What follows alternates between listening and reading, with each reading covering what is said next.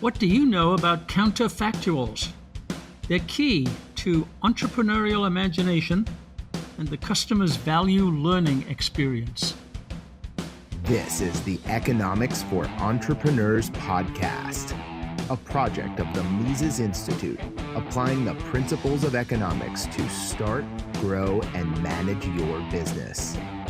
For free tools, resources, key takeaways, and actionable insights from each episode, visit Mises.org/E4E Pod. Now, here's Hunter Hastings. Hi, Hunter Hastings here. Entrepreneurs imagine the future, and then they make it happen. It's what they do. And guess what? Your customers spend a lot of time imagining the future too. They have to. If you're making them a proposition, you want them to try your service or buy from you when they never have before, how do they know they'll get satisfaction? How do they know your service will solve the problem they want solving, or give them a good customer experience, and not make them feel disappointed or take it in because the experience you promised is not what they expected? Their only tool is imagining that future. Dr. Mark Packard is here with us again today, and his research reveals this amazing capability of the human mind that he calls counterfactuals. We can imagine experiences we haven't had yet. We can feel the joy, we can feel the pain. I'll tell you a story I've told Mark. On my bike ride, there's a steep little hill just before my house. It's nasty, brutish, and thankfully short. About halfway through my ride, I start counterfactually imagining the ascent up that last hill. I can feel the shortness of breath, the lactic acid pain in the thighs, the yes I can determination I will have to call on to get to the top. And I'm not even there yet. But it hurts. It's counterfactual. It's amazing. Now project that analogy to the consumer or business-to-business customer who is considering your offer. They draw on that same counterfactual mental process, imagination, to decide whether to accept it or not, and to decide what price to pay compared to alternatives. Then to frame the actual experience against what it might have been like under an alternative scenario. It's amazing the counterfactuals they sort through. But they do. Mark is our leading expert in this space of economic counterfactuals. He's giving us an MBA class combining brain science with entrepreneurship. You can't afford to miss it. He's here today for the third installment of his value learning process class, and he's going to give us some new tools we can use to apply it in our businesses. Mark is assistant professor at the University of Nevada, Reno, where he teaches strategic management, entrepreneurship, and innovation. Mark, welcome back to Economics for Entrepreneurs. Hey, Hunter. So over several episodes, you're going to help us walk entrepreneurs and business people through the thinking and the tools that compose the value learning process. And that's a process you've developed from your own original research. And the purpose of it is to help entrepreneurs unlock customer experiences or consumer experiences that have the highest value in the customer's mind. And therefore, the entrepreneur is going to have a better chance to capture more of that value, i.e. make a better revenue and more profit. So today we're going to cover a couple of new tools and insights, but let's give everybody a baseline of the value learning process and the basic steps in it. Right. Okay. So again, the goal of entrepreneurship is kind of, as you were saying, to discover what customers really value and need, and to devise a more effective solution to those needs than what they already have now. So what we've been doing is trying to figure out how to learn what customers really need. And we've seen so far that it's really not all that easy a task, largely because customers don't always know exactly what they need. You know, they have some ideas about it, but those are really hard to pin down. And so we've been going through this this theoretical cycle. And if you look at your life in particular, we're all, as customers, in this learning cycle throughout our lives, incrementally learning what satisfies us. But sometimes we have a hard time translating what we consume and the satisfactions we feel and the kind of the uneasiness and that we feel into a real knowledge of how and why those satisfactions work and what would better satisfy us. So in my work, I introduced in the previous episode this value learning cycle, which, as you know, has 5 steps. The first step was predictive value. What will the experience be like if I consume something? And then step 2 is relative value. Okay, comparing that predicted experience, how does it compare to other solutions that exist on the market that I know of or have tried, and comparing those, because again, there's that opportunity cost that if you pay for something, you're giving up something else. The third step is exchange value, right? So you're putting a price tag on that solution, what you're willing to pay. So if the price is this, that's or less, I'm willing to pay that based on that prediction of value. And if you do buy something, then the next thing is experience value. Once you consume it, you experience that value firsthand. And finally, after consuming, you have the 5th step, the value assessment, where you compare that value that you actually experienced to what you predicted it would be and learn from any difference there. Perfect. So that's the baseline, the 5 steps of the value learning cycle.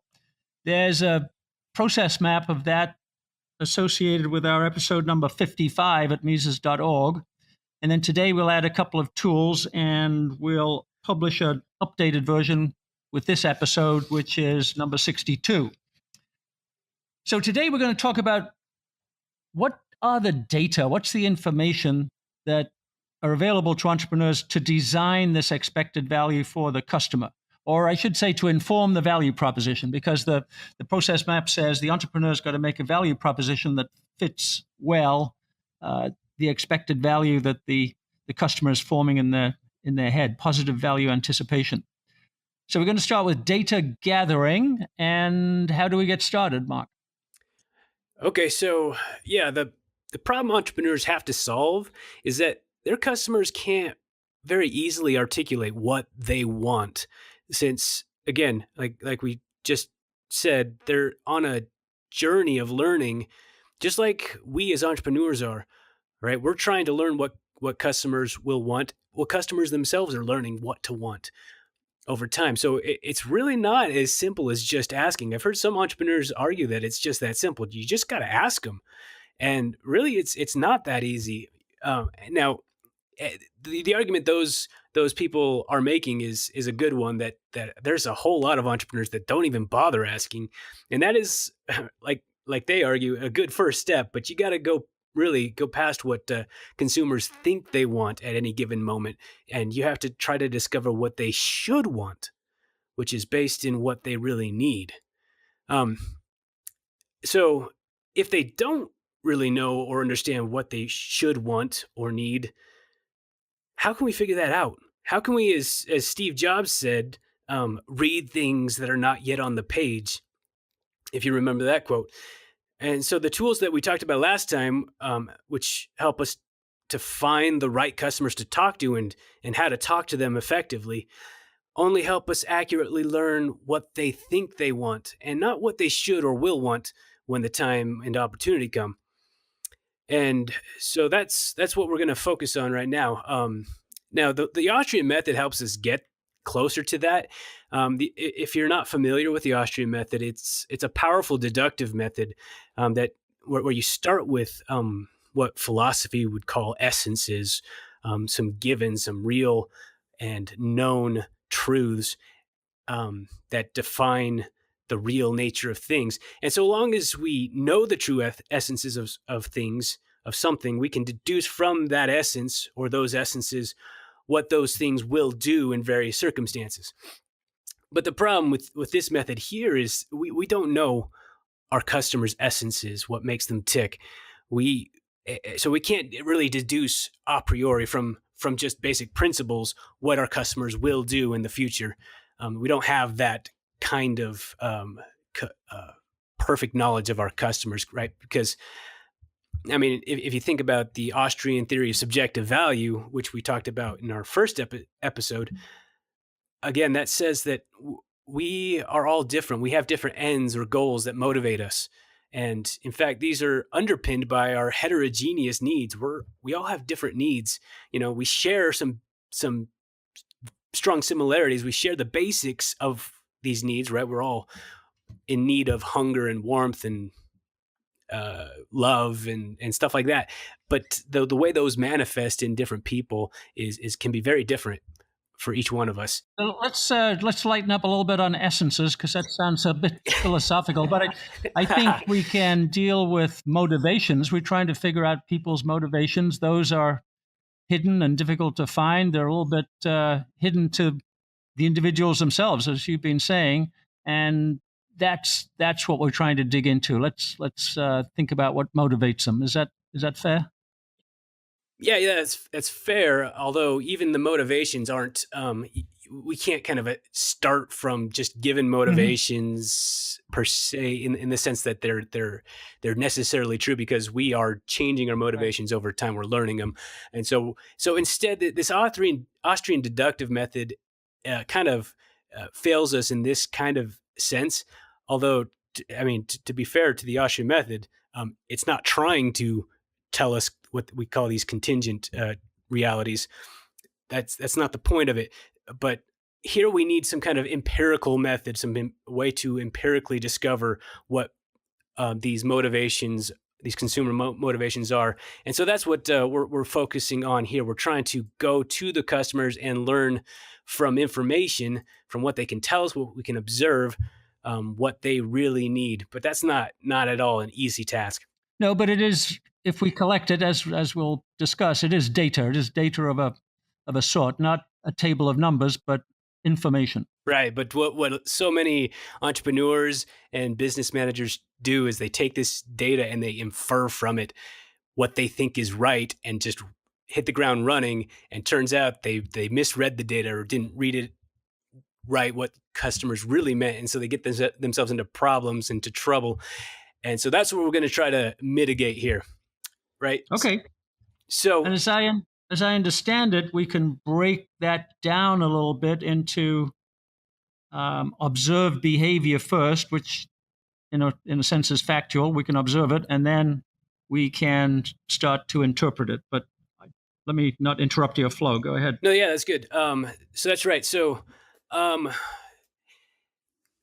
consistent with the Austrian method and the way we understand people, there's a method in social science. It's called ethnography. And as far as I know, ethnography is the strongest technique for really digging in empirically into what people really think and believe and feel. And so that's the first tool I want to introduce here. So there's a variation of variations of this technique, a lot of different ones, but the basic premise is that we can discover the purpose and the nature of behaviors through very careful, in-depth, and embedded observation techniques. Yep. I'm going to emphasize a couple of things there, Mark. One is to emphasize that you pointed out behavior. So we're just looking at how people behave, although we might try to dig a little bit deeper, but it's behavior.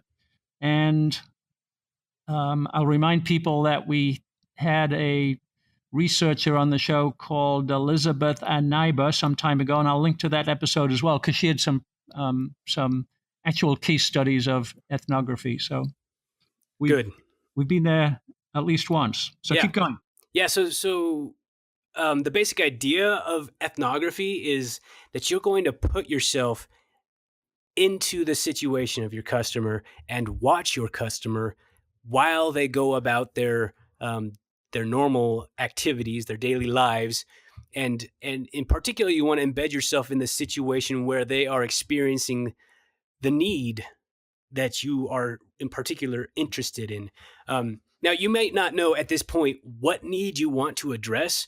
You might have kind of a ballpark. This is kind of the area I want to be in, or something like that. And you can kind of focus your efforts around that.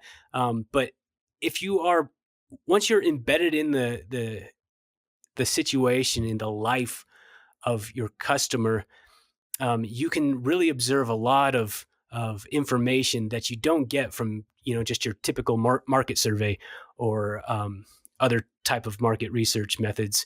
And while you're doing this observation, it's not just watching them, you're actually talking to them and asking and prying, why are you doing this? And having them narrate kind of what's going on in their day, see if they can explain exactly what their intentions are and why they do what they do.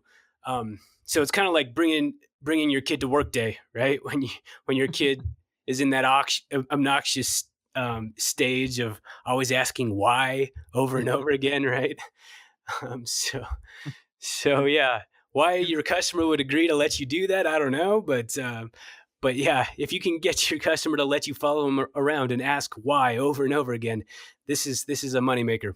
Yeah, but these whys are not interpretive, right? They're just trying to uncover more facts about the behavior. You haven't started interpreting yet. Well, at least what it gives you is the purpose that your customer, him or herself, thinks is driving their behavior. That isn't always necessarily the case. It's the true motivation, but it's how they understand their own behavior on the surface.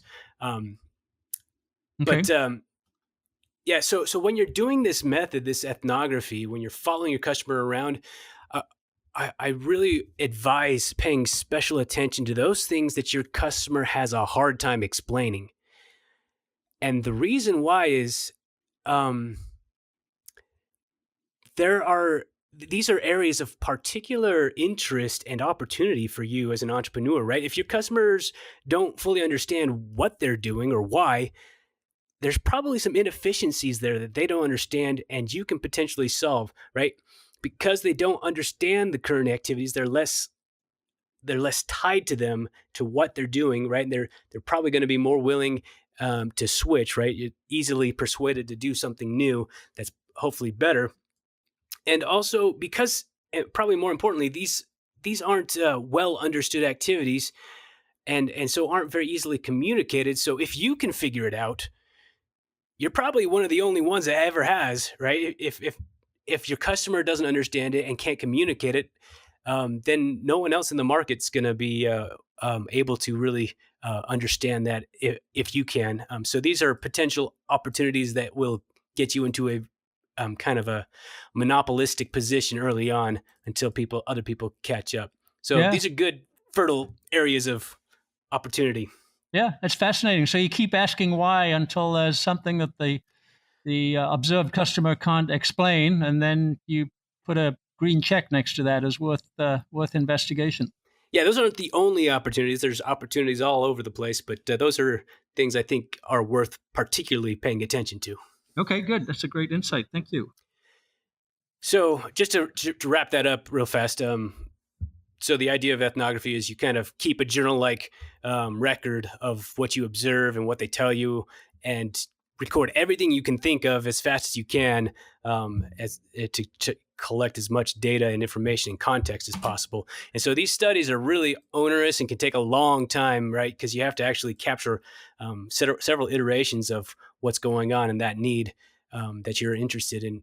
But it's seriously worth the time and effort because it can really help you get past those failure ideas, those ideas that you think are good, but your customer just doesn't buy into. So, yeah, it sounds a little bit like guys in safari suits going into the jungle, a bit old-fashioned. But presumably today we can use technology. We can use video and audio and counting clicks on the web and traffic cams and those kinds of things. Is that accurate? Yeah, sure. In fact, there might be some entrepreneurial opportunity there in improving or even developing some new technology to help do such ethnographic research more efficiently and effectively with technology. But I should say, though, that you should use technology with caution. It can be very helpful here and time-saving, but there are sometimes no good substitutes for the insights and connections you can make in person, right? So a webcam can't ask your customer for clarification, for example. And might not be able to pick up some of the more subtle cues that your customer is putting off. And you can't, a webcam can't make the connection that you can in person, where it helps to open up your customer and sharing some of those more personal insights, for example. Yeah. Yeah. Position here is always that technology is not to automate, it's to augment the human. So if it makes the data collection faster and easier, it frees up the human to do more of the, as you say, the things that only humans can do in terms of asking the right questions and interpreting. So we're cool with that. We like digital tools, but ethnography is a tool, basically. Right. So ethnography is a research method that helps us get to why they're doing what they're doing.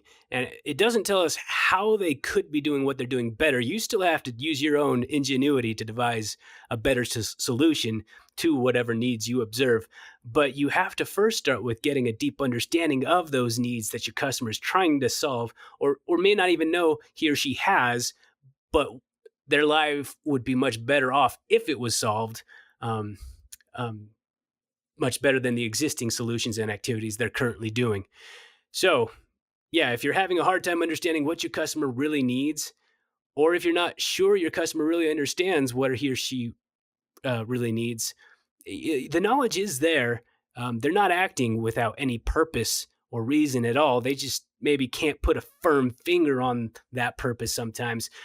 But if you can find those reasons embedded in that behavior, if you look close enough, you can find those opportunities. So don't just take their word for it. Don't just ask and take their word for it. You can glean some really important and useful insights into those needs through extra ethnography observation, in terms of not just hearing what they think they want, but how they really live their lives. So maybe a quick example can illustrate this. Do you remember how kids' toothbrushes used to be? What they used to look like? Yeah, skinny versions of adult toothbrushes, right? Yeah, just those little small ones. I remember having those. But there's a nice little story from Oral-B. They went to a consulting firm, I think it was IDEO, and IDEO basically told them, hey, you need to go actually watch these kids brush their teeth if you're going to figure out what to do with these kids' toothbrushes. And they thought it was silly. They thought, why do we actually have to watch kids brush their teeth? But they went ahead and did it, and they observed the kids were having a hard time handling their little toothbrushes and kept dropping them. And it dawned on them that those kid fingers aren't as agile and dexterous as an adult. And so they can't handle those toothbrushes nearly as well. And so they redesigned the toothbrush with that very squishy, thick grip. And it was a blockbuster hit. Now, if you go down the kids aisle or the toothbrush aisle and into the kids section, you'll see every single kid toothbrush having that same design that Oral-B came up with. Right? They completely revamped that market space just from that insight by going to see kids first person. Yeah. Yeah, it's a great story.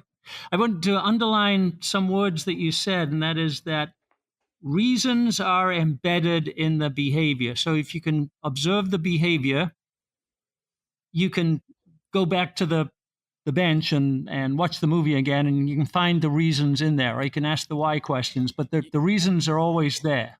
You can at least guess very well, infer from them some reasons. They might. It's not foolproof, but having that opportunity to see what they're doing and why, you can maybe make some important headway and breakthroughs that way. Yeah. Okay. So your Oral-B story, that was a story that had both the observed behavior, the kids brushing their teeth and dropping the toothbrush, but it also leaped to design. They designed a better handle. So can you help us with the design part? Do the tools extend to design? So yeah, you've kind of helped design, or if you want to use that word, design the tool that we've come up with. This one, it's a journey mapping tool. If you're familiar with the journey mapping method, and it's called City of From, City of To.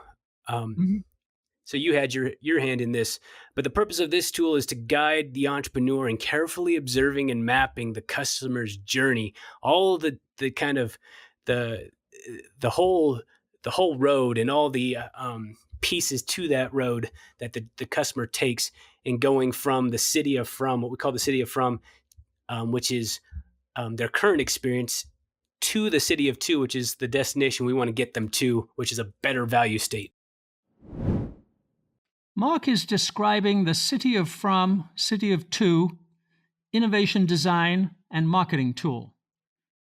It's very powerful.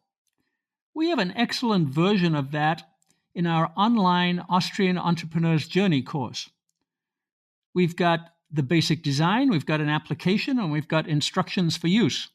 And it's embedded in an end-to-end process for starting, growing, and managing a business. You can find it at e4epod.com/journey. That's the letter E, the number 4, the letter E, pod.com/journey. And now back to our conversation with Mark. So yeah, that's basically what this tool is all about in a nutshell. Again, the city of from, that's the place the customer is now in with their current routines and activities in their day. And those are what you're going to be observing. And you want to kind of map a way to get them to this, what we call the city of to, which is where they should want to be if they knew about the better way to get, if they knew about the city of to, basically. The place where you no longer drop toothbrushes. Correct. Right.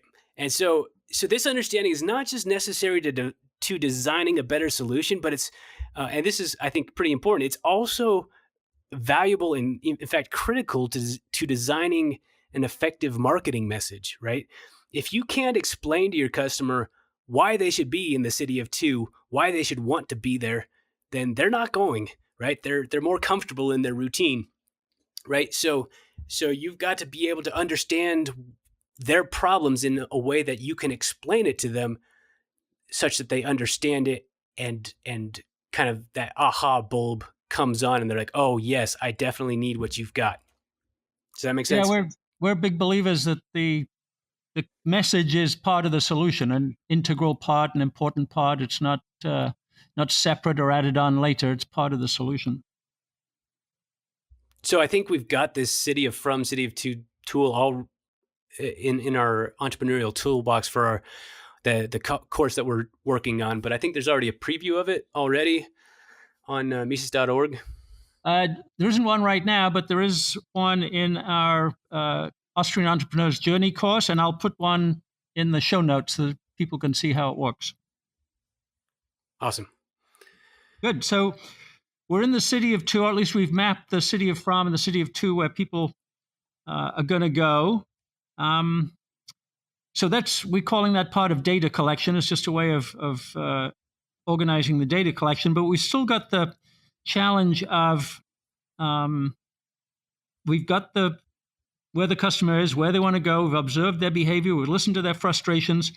But we still got to interpret all of this in a way that gets us to commerce, gets us to produce something that they will buy. And we've still got the customer not articulating what they want. So we've got some interpretation and translation to do. So can you take us there? Can you tell us how to interpret some of this data through that process? Right. So you're basically talking about that inference problem and the issue with going from what we see to what your customers really feeling and needing, which has that inference problem.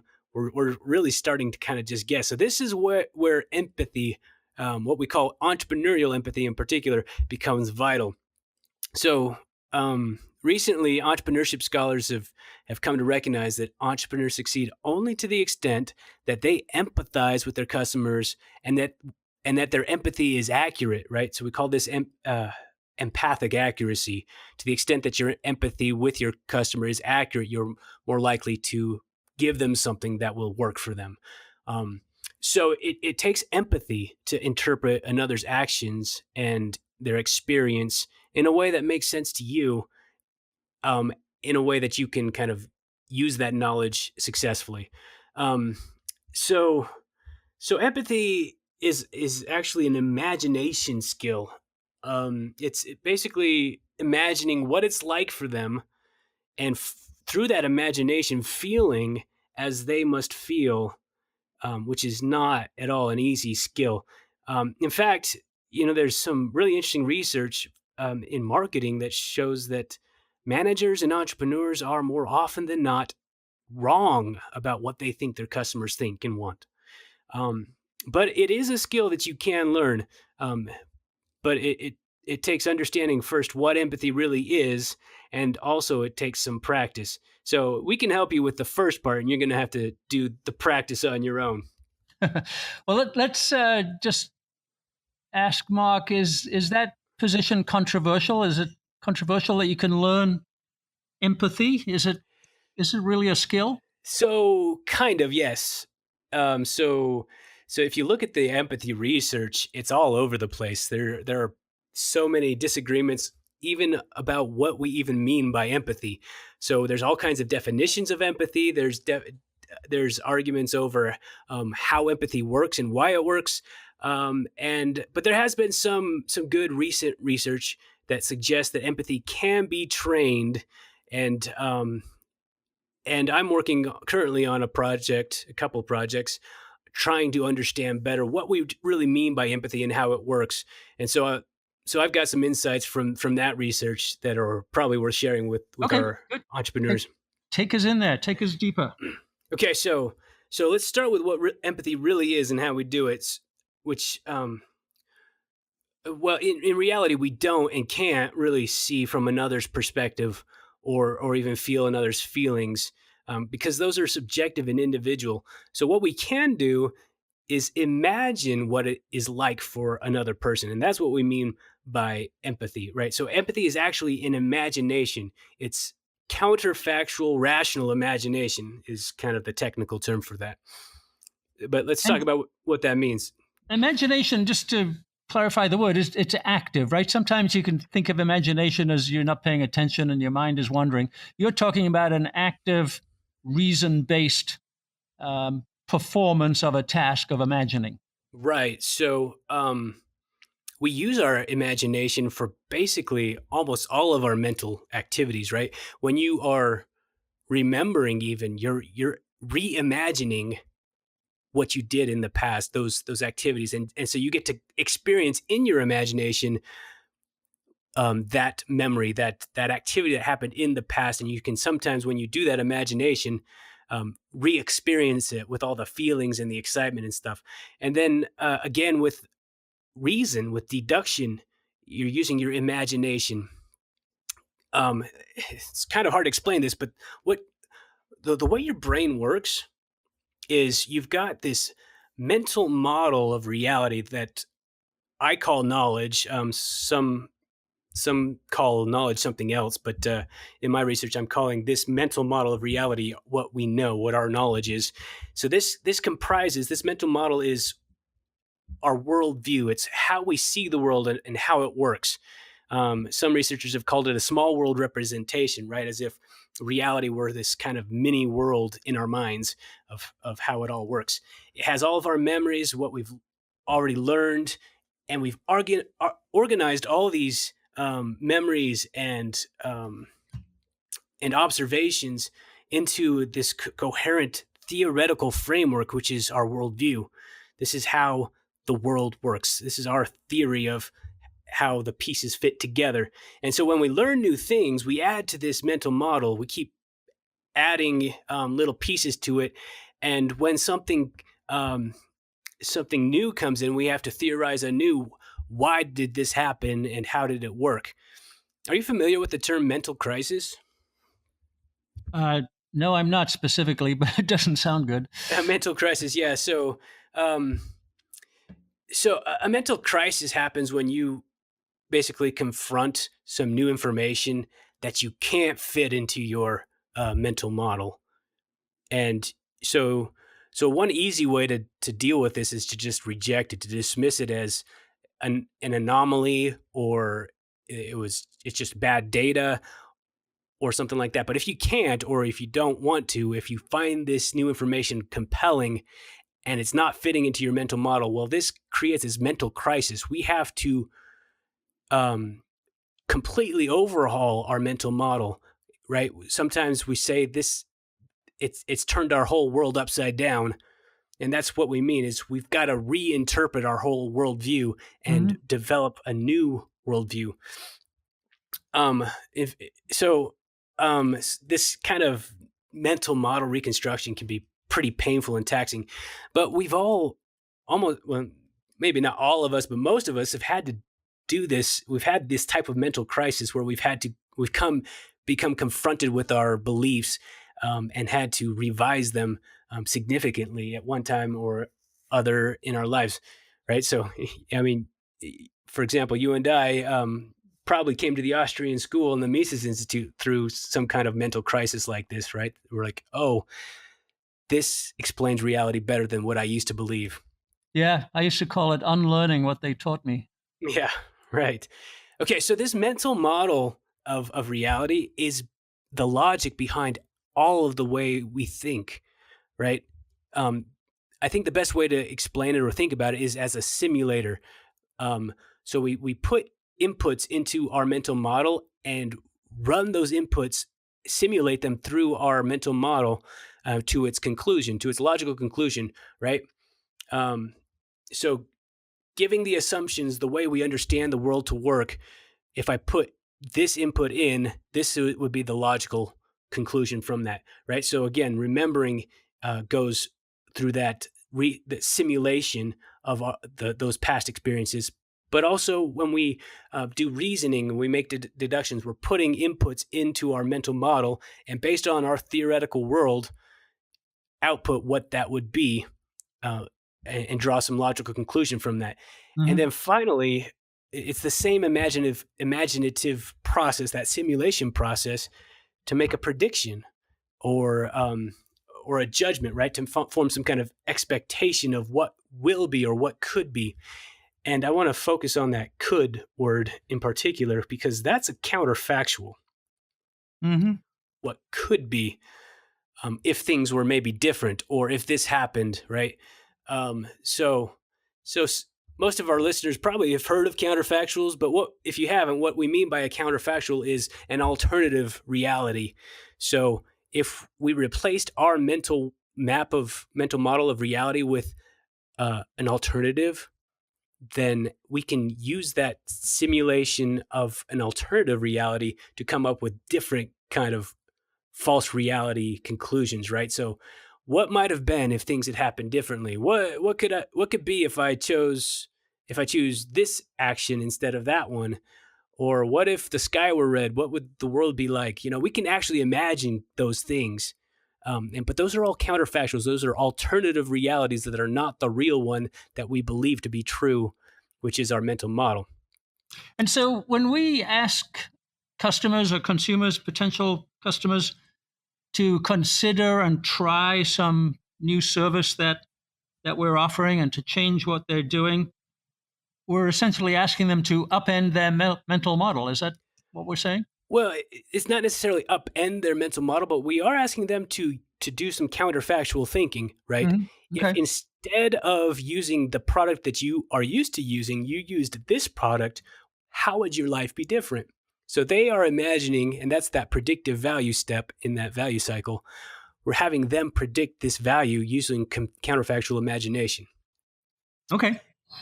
But where I'm going with this is counterfactual imagination is the process of empathy, process by which we empathize. We're interpreting somebody else's mental model. Right, exactly. So we're taking someone else's reality and we're trying to reconstruct it in our own minds as if we were them, and play out the scenario, the experience that they've experienced, using that artificial, that our creation of that mental model that is supposed to be theirs, right? So we're simulating their experience as if it were our own.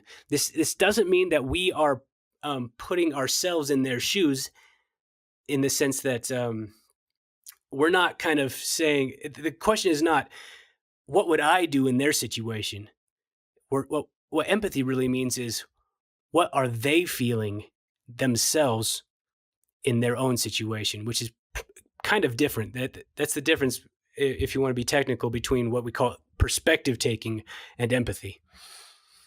So if when a person uses in conversation a phrase like, I can see how you might feel that way, that's a way of putting ourselves in empathetically into their mental model.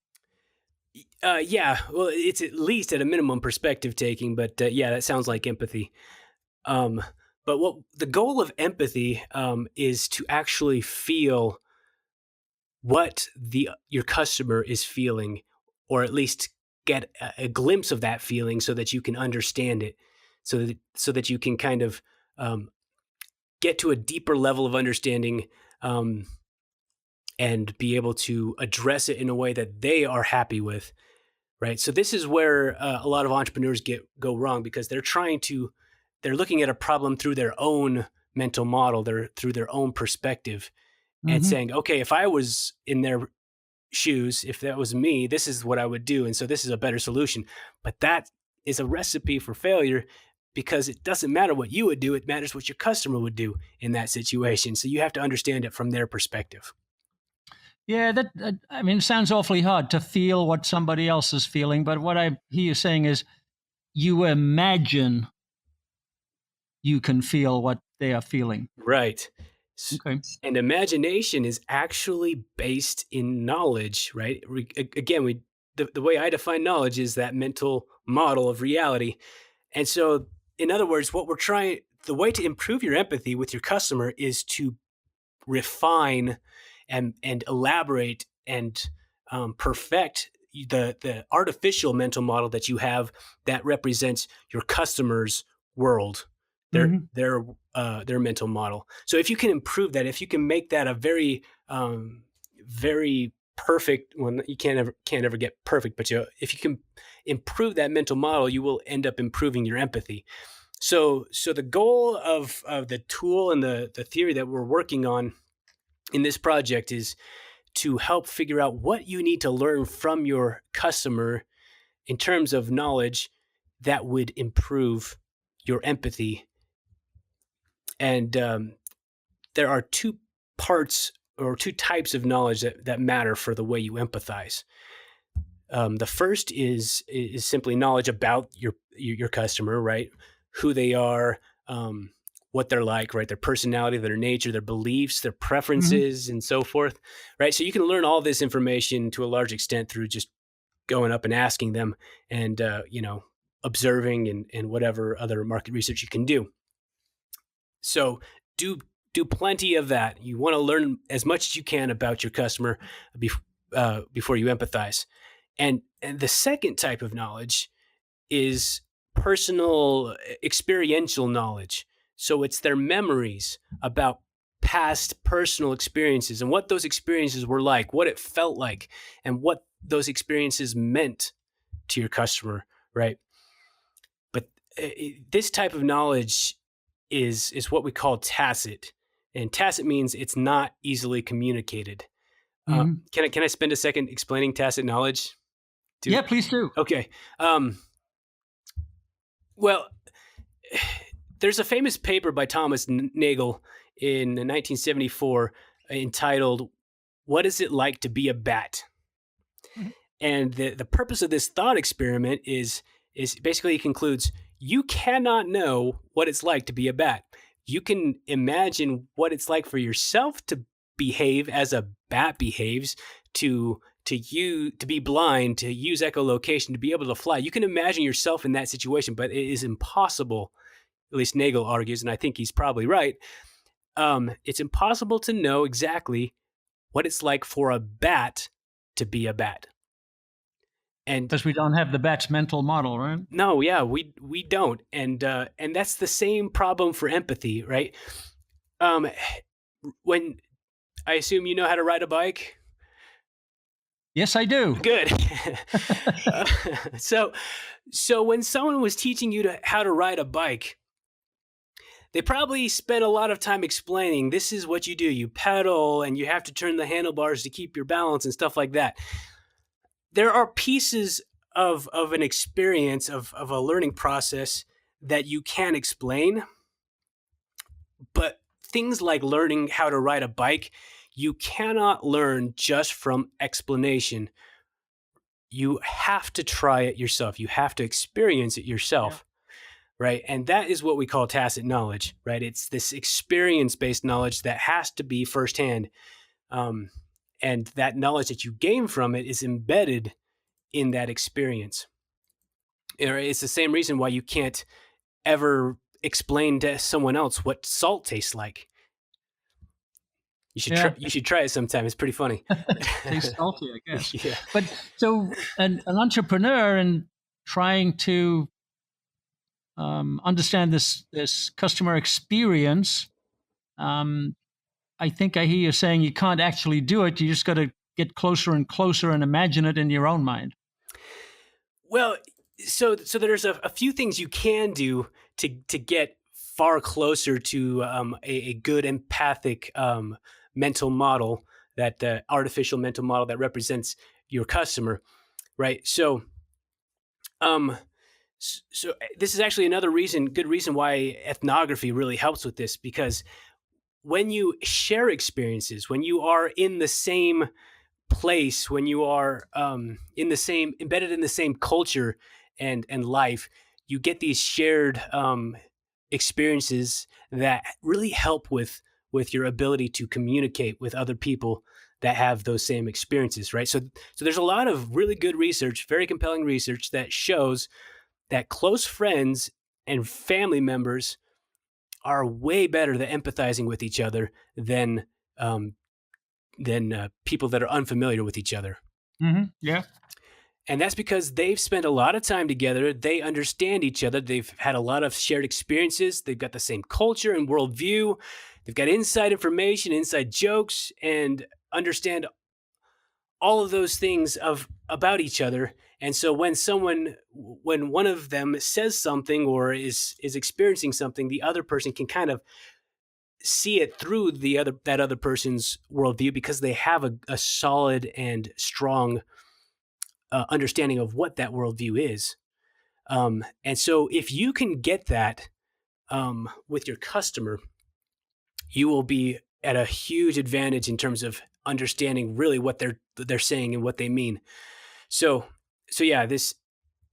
entrepreneurial empathy entails understanding your customer that you're empathizing with, and to do that, we've got a few recommendations of things you can do. So first, just as I said, you're going to empathize most with people of similar experience. That doesn't necessarily mean you should only seek out those people that are very similar to you. If you remember from, was it the last time we talked? What you really want are lead users. Those are the people you want to seek out. Yeah, I remember that. But if you can find lead users that have a very similar life experience to you, then that's awesome. Those are the people that are going to be easiest for you to understand and talk to. But if you can't find those types of people, there's a couple other things you can do.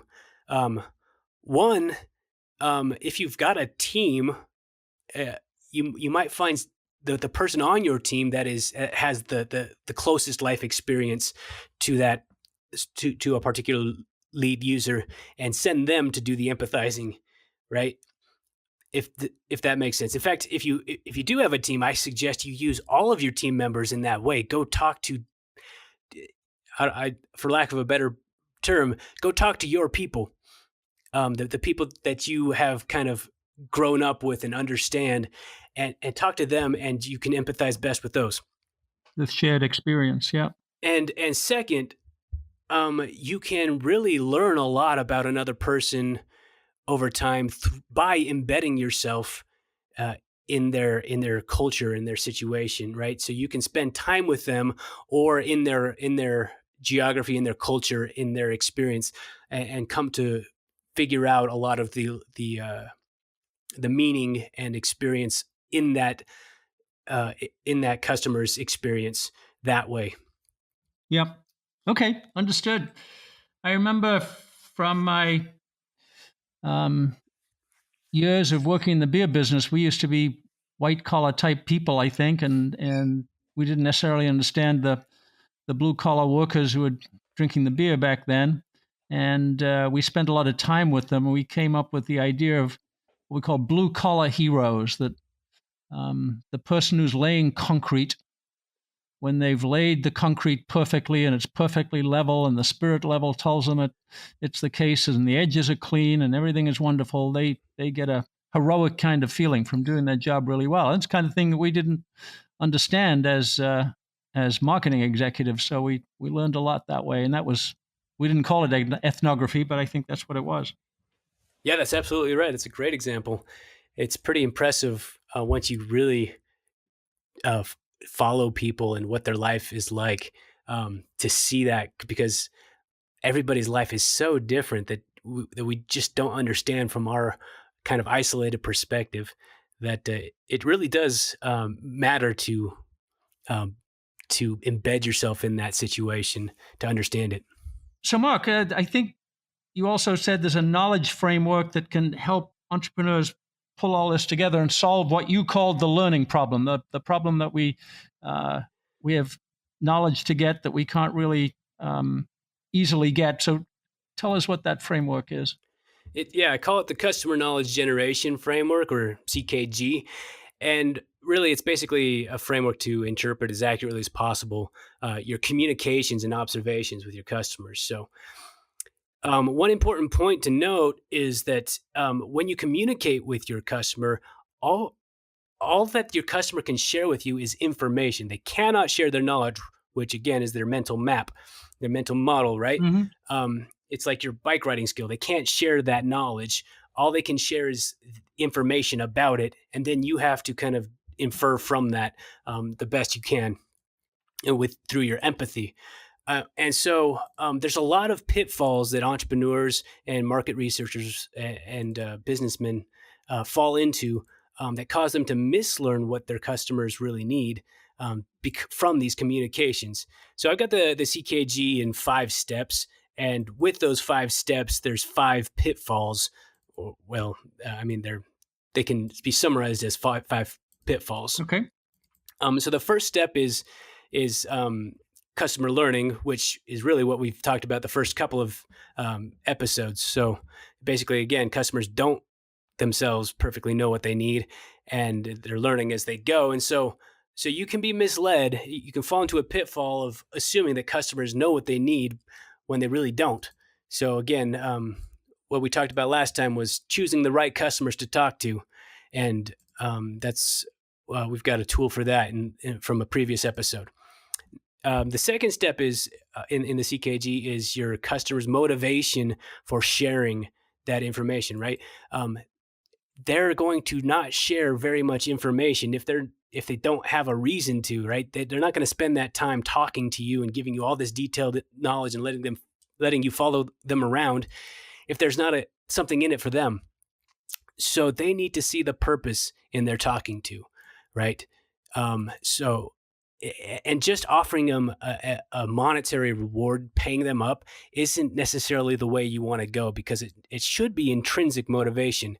So what you really want to do to manage or avoid this pitfall is get them excited in what you're doing. Help them see the end game, that this is going to change their lives and solve their problems.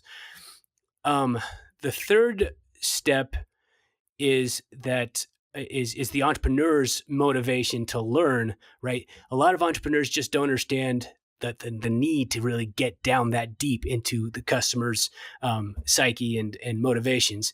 But you do. And so don't just go through the motions, and the effort that you put into learning will have a large effect on the amount of and the accuracy of the knowledge that you get from the customer, and the accuracy of it. Just for the interest of time, let's keep going. Fourth, the fourth step is the communication process itself. And communication is just fraught with noise and distortions and information loss and stuff like that, right? Are we talking about the customers communicating to us when we're doing ethnography, or us communicating to them, or both? Right. Mostly we're talking about actual communications through messages, through speaking. But there's also information loss in observational types of communications. The CKG focuses on actual verbal or written communications, but you can draw from it similar principles for observation. Okay. And so, if you've ever sent a text message without an emoji, and your wife misinterprets that and gets all mad at you, Sounds like it happened to you. maybe once or twice. That's what's going on, right? It's hard to convey the true meaning of messages in communication without some information loss of what you really meant. So lots of opportunity for misunderstanding there. And so better communication methods, and again, the ethnography tool that we talked about can help here.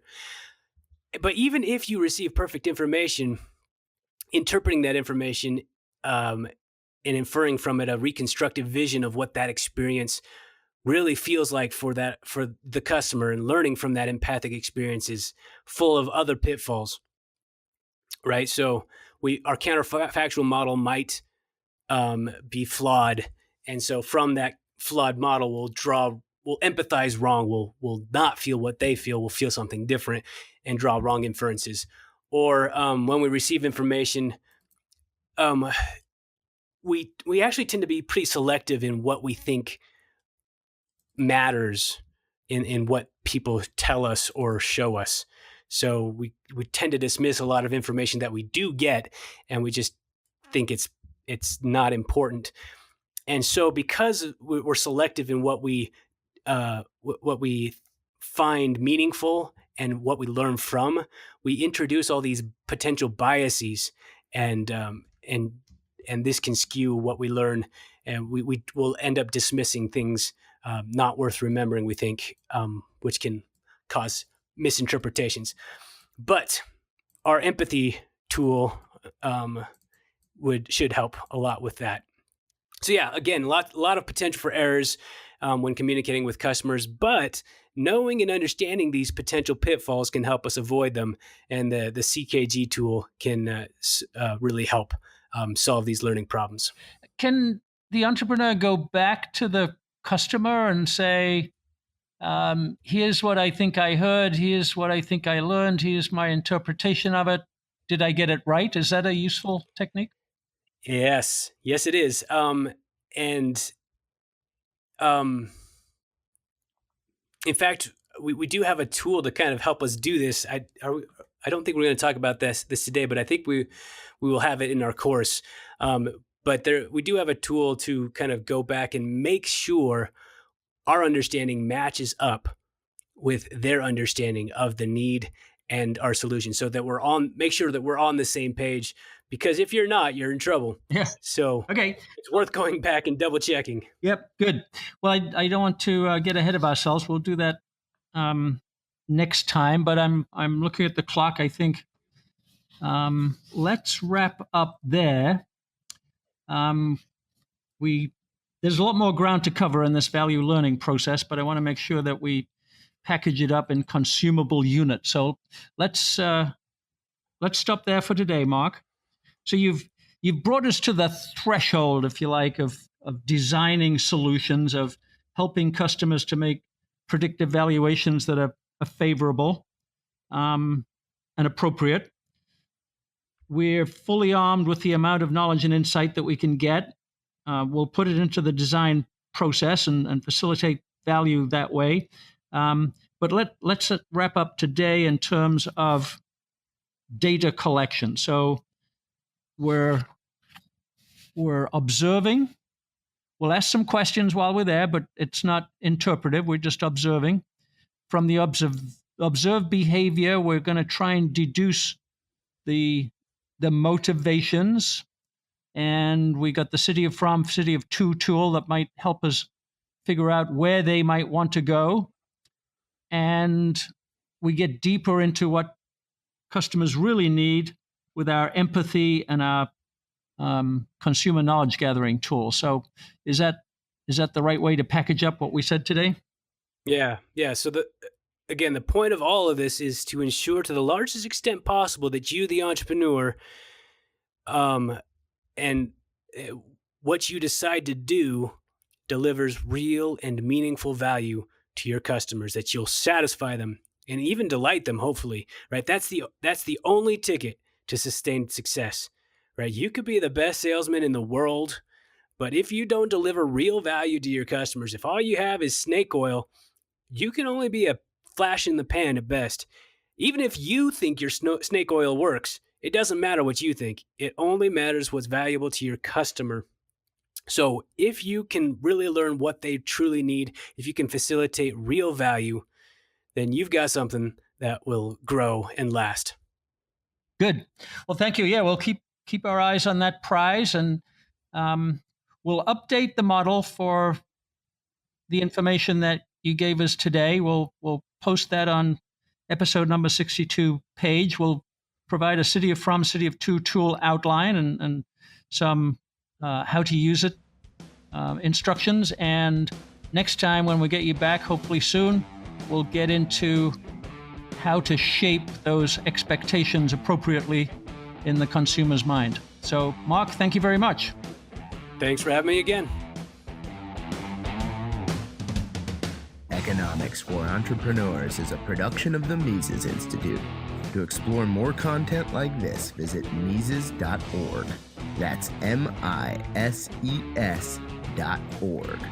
For more from Hunter Hastings, check out hunterhastings.com.